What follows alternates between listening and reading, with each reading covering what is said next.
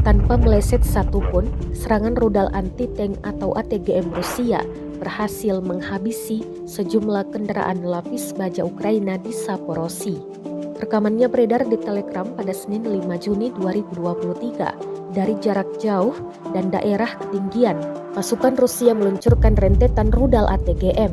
Rudal-rudal tersebut terekam kamera Rusia meluncur tepat sasaran.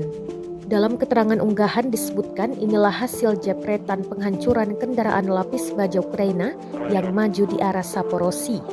Dalam menangkis serangan angkatan bersenjata Ukraina, selain unit angkatan darat kelima, penerbangan tentara dari grup Rusia juga terlibat aktif. Rusia mengklaim setidaknya 9 kendaraan lapis baja yang dihancurkan dalam serangan ini. Rekamannya pun kini menuai berbagai komentar dari warganet.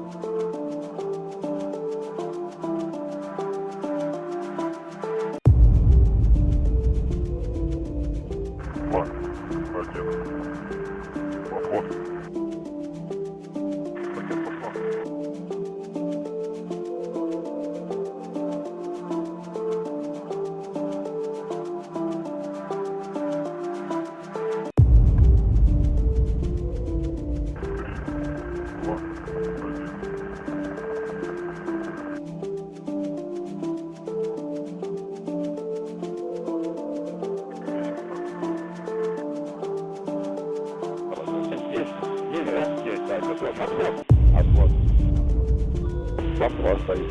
О, двигаться начало. Давай оба сразу, потом еще один. Пускай. Давай еще здесь. Здесь.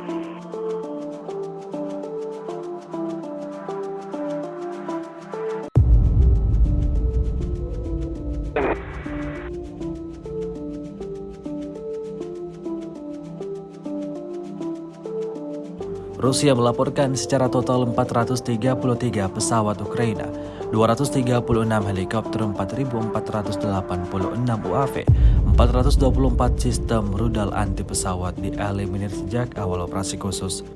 Sementara itu dari kubu Kiev, Kementerian Pertahanan Ukraina melaporkan 410 tentara Rusia dieliminir dalam sehari terakhir. Total 210.350 prajurit Federasi Rusia meninggal sejak awal konflik hingga hari ke-467 invasi.